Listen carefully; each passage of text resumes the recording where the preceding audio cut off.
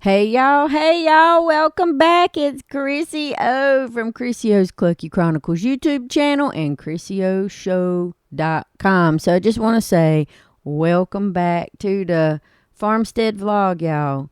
I'm super duper excited just having y'all here today because this is going to be a diving deep into the absolute superstars of your farm and your homestead. Guinea fowl. Yep, I said it, guinea fowl. Now let me tell you, these quirky feathered friends have been a game changer. And they've been a game changer for many people. Us, other farmers, homesteaders, backyard enthusiasts, people that just love guinea fowl. You know, it's just, they're wonderful to have. They're loud, yes. But let me tell you, if you're thinking about adding them to your homestead, your farm, or whatever, or you're just curious about what they can do, stick around, y'all. I'm going to break it down why guinea fowl are so useful. I want to share some tips on raising them and introduce you to the two breeds that we have personally. We've got our adorable pied and lavender Keats. So I want you to grab your coffee or sweet tea, settle in, and let's talk guinea babies.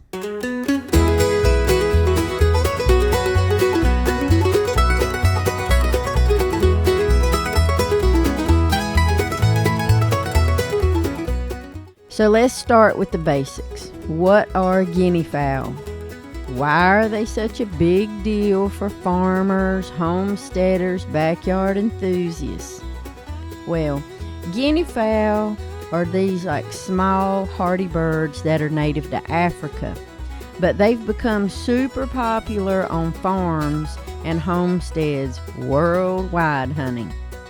Now, they're not quite chickens, not quite turkeys, but they've got this unique vibe, part dinosaur, part comedian thing going on. Now, they've got these cute little round bodies, teeny tiny little heads, and they got a knack for getting into a lot of trouble and a lot of mischief. But just trust me on this one, okay?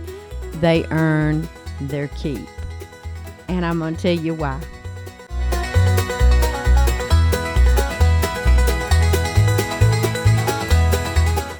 First up, let's talk about the number one superpower of guinea fowl. That's going to be pest control. Yep, you got it. Pest control. Now, guinea fowl, they're like the ultimate bug zapping machines. They truly are. They'll eat ticks, fleas, grasshoppers, beetles, spiders, and even small little snakes. I don't know about y'all, but that sounds like a winner guinea fowl to me. Notice I didn't say dinner at the end of that. Yeah, I don't eat them. Anyway, if you've ever dealt with any kind of tick problem on your property, and let me tell you, we've had a bad one a couple of years ago, all right?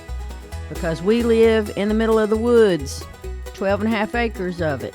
Some years you got bad tick problems, some years you don't. So guineas are an absolute lifesaver for that. Because they actually roam around, they scratch, they just peck around like chickens. They scratch and they peck. And then they'll clear out these pests faster than you can say bug spray, honey.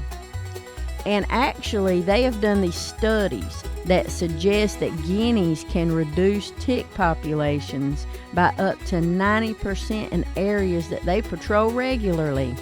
Now, I don't know about y'all, but that's huge for keeping your family, your pets, and your livestock very safe from tick-borne diseases like Lyme's disease. So think about that.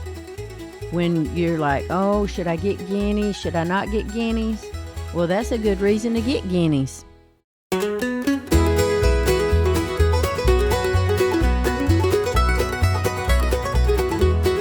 Now, obviously, it's not just about the ticks that the guinea fowl eat. They literally will go after anything that crawls or flies, which means you got fewer pests munching on your garden or bothering your other animals. Now, here on our farmstead/homestead thing, we've noticed a big drop in like grasshoppers since we got our guinea fowl. Okay, vegetable gardens thriving because these guys are out there doing the hard work for us. Plus, they're all natural, so there's no chemicals needed. It's like having an eco-friendly pest control team that just works for free. Well, almost for free, but we'll get to that later on, okay? So that's just a reason to get guineas, to help you with your pests, to help you with your pest controls. They're eating everything, literally. And another thing that they eat is they'll eat them fire ants up. Yeah, them fire ants that attack my ankles. Yeah, I got your guinea right here, buddy. So think about that when you're out there digging around in the garden and you get burned up by them fire ants.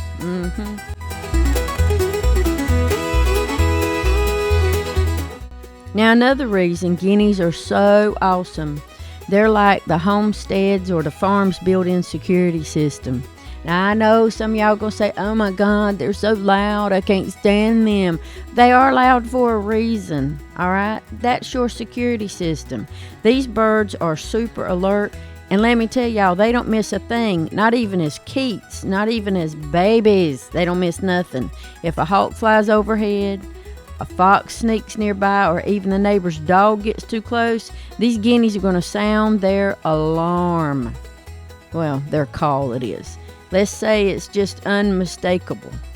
It's loud, it's shrill, and it kind of, to me, sounds like a car alarm mixed with an old rusty gate. You know? But, hey, that noise for us is a small price to pay for the heads up they give you. And a lot of times, you know, they've really saved the chickens from predators more than once by alerting us to trouble. Now, honestly, to me, sometimes they're better than any little watchdog we've ever had. And I've got some pretty good dogs, but I don't know, sometimes mine are not as smart as these guineas are. So you got to think about that too.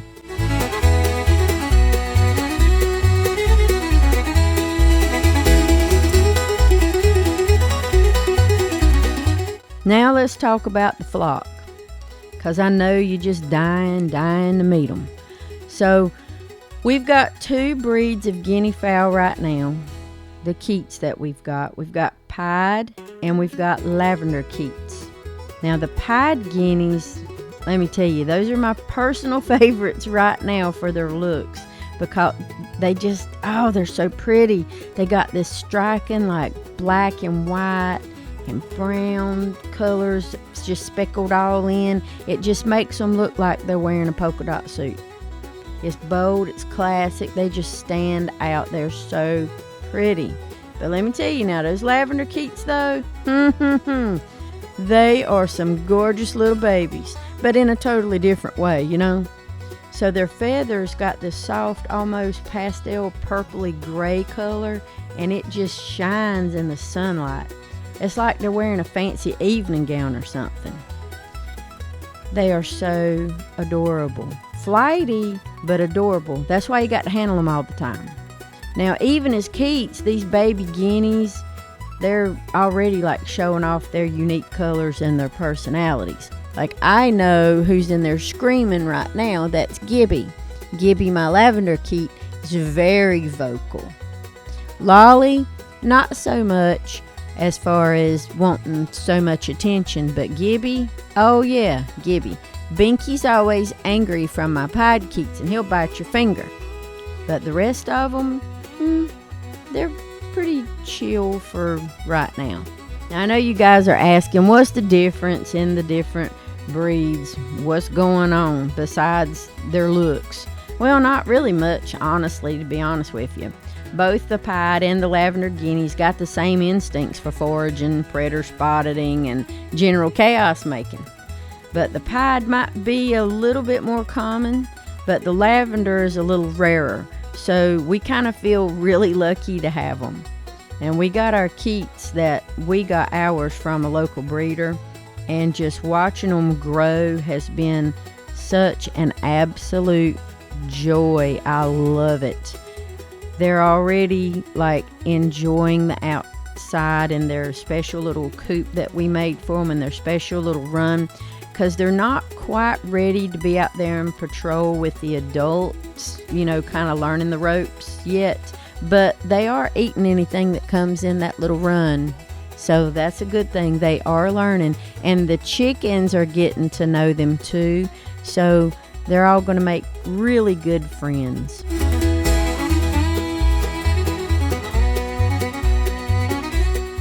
Now I want to talk in, a little bit deeper, and I just want to dive into some other reasons like guinea fowl could be a must-have for you and your farm, your homestead, your whatever. All right. Now, one of the big perks is these rascals are really low maintenance lifestyle. They are not divas like my chickens or my ducks at all, because guineas are very incredible foragers, which means they ain't relying on store-bought feed. They'll spend their days literally wandering your property, gobbling up bugs and seeds. And that actually saves you money on feed costs. So now here we supplement them with, their different grains and different, I've got wild bird seed that we put out in the yard. We also have the wild game bird feed that we supplement them. But, they're not really picky, to be honest with you, especially from what we've seen. Now, compared to chickens and my ducks, they're way more self-sufficient in this arena as far as this goes.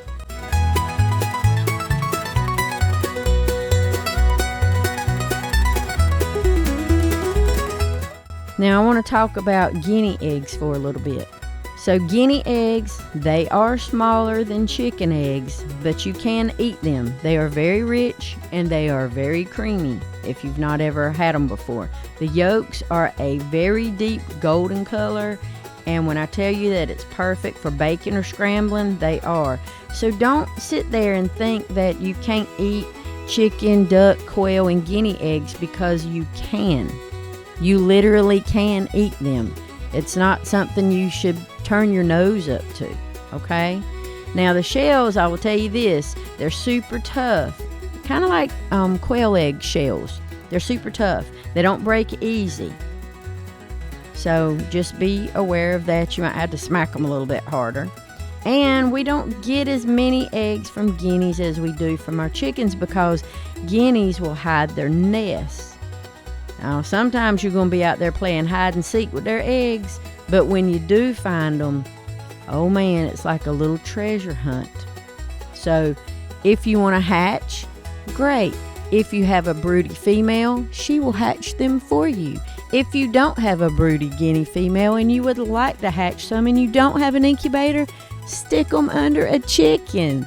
A broody chicken will hatch them for you and raise them as her own. That's even better, because then that guinea's like, hey, this chicken's my mama. I've got to protect everybody right here in my vicinity. And they will, and they'll be less likely to run off.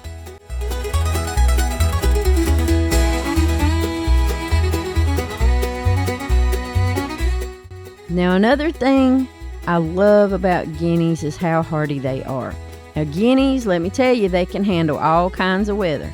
Hot summers, cold winters, you name it. They're not really fussy about their coop either, because sometimes they'll roost in the trees, that's their natural instinct. But we do have barns. We do got shelter for them whenever they want to go in it. It's up to them, because really they're just so adaptable, which makes them perfect for what we need them for. And they just are so good in different climates. And here in eastern North Carolina, you can have 4 seasons in one day. So there you go. They're used to having all of that. So anyway, if you're thinking about it, like, okay, I'm sold. I want guineas. I want guinea fowl. Awesome. But let me share a few tips with you on raising them, because they're a little different from chickens and other poultry that you're going to have on your farm. So first off, we're going to start with the guinea keats if you can. with the guinea keats, our pied and lavender keats, raising them from babies, it kind of helps them bond with you better and your farmstead or homestead lifestyle. They're going to be a little bit friendlier and less likely to wander off too far. So what we're doing with ours is keeping them in a clear brooder box for the first like 6 weeks with the heat lamp. You can give them like some chick starter feed, but you got to be careful with too much protein. You can give them obviously the game bird feed. They can eat that, and make sure they got plenty of clean water and all that stuff, because really they just grow really fast. So you just got to be ready for everything that that they will need. Mealworms, they love mealworms. We're using that as training for them, so that's really a good thing. And like my second tip is, I want to just let you know that you got to give them space to roam, because guineas, they are not happy cooped up all day. They need to explore, forage, and patrol. So you got like a small backyard, they might not be the best fit for you. They might. It just depends on how you've raised them and what their temperament is after you learn them. But, we've got 12.5 acres of wooded land, and let me tell you, those guineas are going to use every inch of it. So I'm here to tell you, if you're worried about them wandering too far, you can sort of train them to come back to the coop at night by making sure you're feeding them there consistently, maybe shaking your mealworm bag for them. But I'm going to tell you, with guineas, they're not all that smart, and it takes a lot of patience and a lot of work, but it will eventually work for you. Now, the third tip, you guys already know what I'm going to say. You got to be ready for the noise. So I'm just telling you, I talked about their loud calls earlier, and yeah, they're not kidding around. So if you've got close neighbors, you're probably going to have a chat with them before getting guinea fowl, because we're very blessed and lucky to have a lot of space between us and anybody else or any other farms. But, hey, we got guinea fowls, there you go.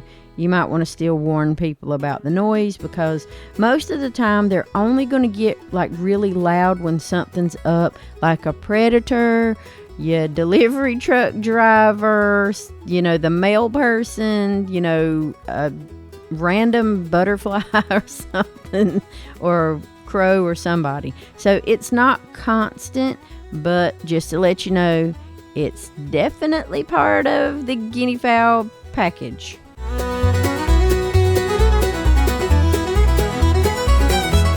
So I want to tell you that, just being real here, guineas are not perfect. They can be wild, they can be weird, they can be dumb, they love to roam, and sometimes they'll just end up in places they shouldn't be. Like, if you have a neighbor, they're going to be in their garden, they might be in the middle of the road, you might have to chase them out of flower beds just to keep them in check. Sometimes you want to put up like a lightweight netting around the main area, kind of helps a little bit. And you can also clip their flight wings. You're not hurting them, you just trim the flight feathers. That just limits how far they can fly up or wherever. So you got to be mindful of that. They do have very flighty, skittish nature, because guineas aren't cuddly like you think they are, like chickens. They're not big on being picked up or petted, especially if you haven't handled them a lot as keats. Now, our pied and our lavender keats are getting more used to us because we're spending a lot of time with them, especially earlier on, but they're very independent still. So you just gotta think of them like these cool, aloof little teenagers of the poultry world, because that's basically what you're getting. So anyway, just to let you know about the noise, it is what it is. So I also want to tell you that if you ever have like a hawk circling like your chicken coop and you get worried about your hens, let me tell you, those guineas, they will out of nowhere just go nuts. They'll scream, they'll run in circles, the whole deal. And what it is they use tactics to like scare hawks off before it'll even get too close. So to me, those birds, the guinea fowl, they're worth their weight in gold, because they will try to be like chaotic and everything, and they will do everything they can to protect your flock and protect your house as well.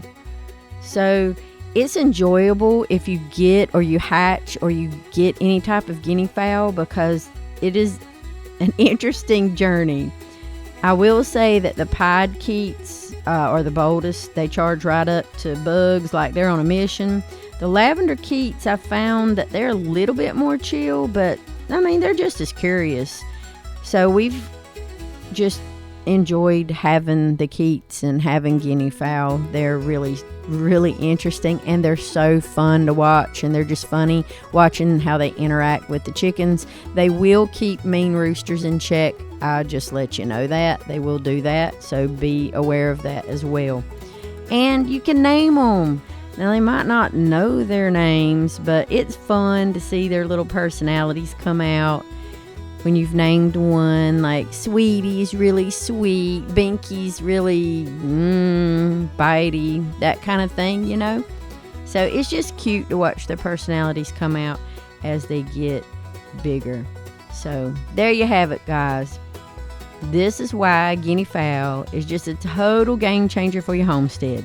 They're just pest-eating machines, top-notch security guards, low-maintenance foragers, and they bring a ton of personality and fun to the farm. So I just think they add a fun dynamic to our flock, and I really, at this point in time, can't imagine our little farm without them.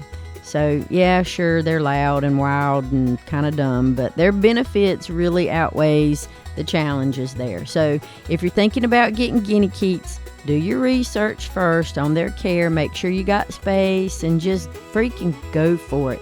Get you a reputable breeder, somebody who has keats on their farm that can tell you about it. They're not really that expensive. We got $10 a piece for ours, so that's a really good deal. And they were in really, really good shape. So just check them out, you know. And there's other guinea fowl breeds that might catch your eye besides the two breeds that we have, the pied and the lavenders. And, you know, hey, just if you already have guineas, let us know. Drop it in the comments below. Tell me what you love about them. Tell me any funny stories you got. You know, maybe your guinea chased off the mailman or something. Just let me know in the comments below. So y'all, that's all I got for today. Thank you for hanging out with me. Thank you for learning about our guinea fowl. And if you enjoyed this, please give us a thumbs up, hit that subscribe and like button, and ring that bell so you don't miss any more of our wonderful farm adventures right here on Crissy's Clucky Chronicles. Don't forget to please visit the website at CrissyOShow.com. Sign up for the monthly email newsletter. All of our affiliate links are listed on the website, so if you want to shop till you drop and get good discounts, do that too. And just be part of our flock and be a flock star. So until next time, I want you to keep on doing your thing, keep on having a good time, keep on smiling. Y'all, if you can't be good, just be good at it.